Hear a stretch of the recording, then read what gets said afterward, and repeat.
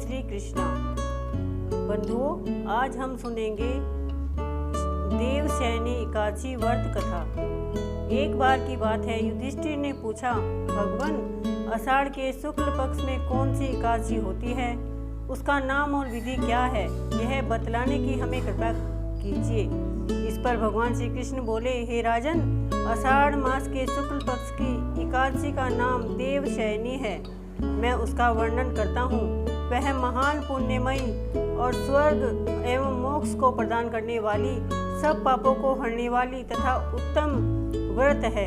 आषाढ़ शुक्ल पक्ष में देवशयनी एकादशी के दिन जिन्होंने कमल पुष्प से कमल लोचन भगवान विष्णु का पूजन तथा भगवान विष्णु का पूजन और एकादशी का उत्तम व्रत किया है, उन्होंने तीनों लोकों और तीनों सनातन देवताओं का पूजन कर लिया है।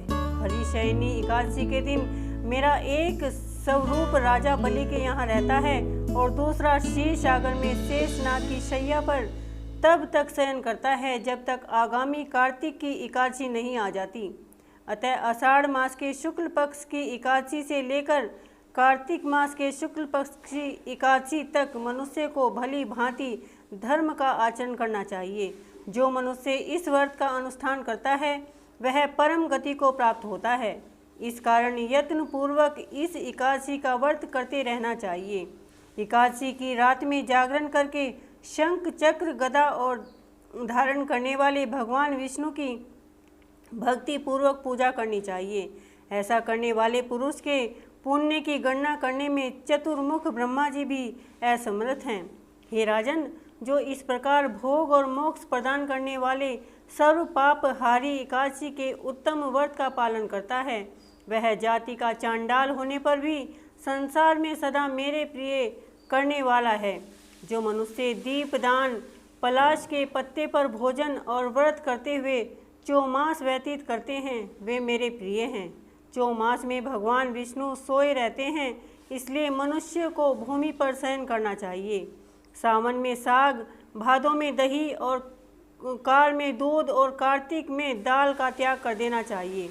अर्थात जो चौमास में ब्रह्मचर्य का पालन करता है वह परम गति को प्राप्त हो जाता है। हे राजन, एकादशी के व्रत से ही मनुष्य सब पापों से मुक्त हो जाता है। अतः सदा इसका व्रत करते रहना चाहिए, कभी भूलना नहीं चाहिए। देवशयनी और बोधिनी के बीच में जो कृष्ण पक्ष की एकादशियाँ होती हैं, गृहस्थ के लिए वे व्रत रखने योग्य हैं। अन्य मासों की कृष्ण पक्ष की एकादशी गृहस्थ के रखने योग्य नहीं है। शुक्ल पक्ष की एकादशी सभी को करनी चाहिए। बोलो श्री कृष्ण भगवान की जय।